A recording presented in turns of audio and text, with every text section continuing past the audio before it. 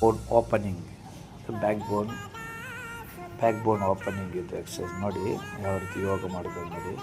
ಈಗ ಫಸ್ಟ್ ನಾವು ಸ್ಟ್ರೈಟಾಗಿ ಕೈ ಇಟ್ಕೊಳ್ಳಿ, ಅಲ್ಲಿಂದ ಟಚ್ ಮಾಡಿ, ಎದೆಯನ್ನು ಮಾತ್ರ ಪುಷಪ್ ಮಾಡಿ, ಎಕ್ಸೀಲ್ ಮಾಡಿ ಪುಷಪ್ ಮಾಡಿ ಹಾಂ ಪುಷಪ್ ಮಾಡಿ, ಅಲ್ಲಿಂದ ಕುತ್ತಿಗೆದಾಗುವಾಗ ಇನೇಲ್ ಮಾಡಿ ಮೇಲ್ಗಡೆ ಕೈ ಹಾಕಿಸಿ.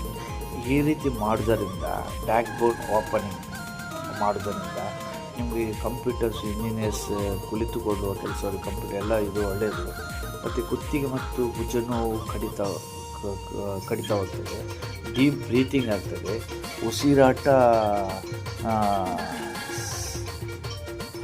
ಉಸಿರಾಟದ ಆಕ್ಸಿಜನ್ ಜಾಸ್ತಿಯಾಗಿ ಅರಿವಾಗ್ತದೆ.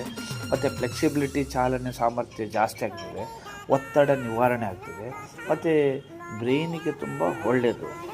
ಇದನ್ನು ಎಲ್ಲರೂ ಮಾಡಿ, ಯಾಕೆಂದರೆ ನಾವು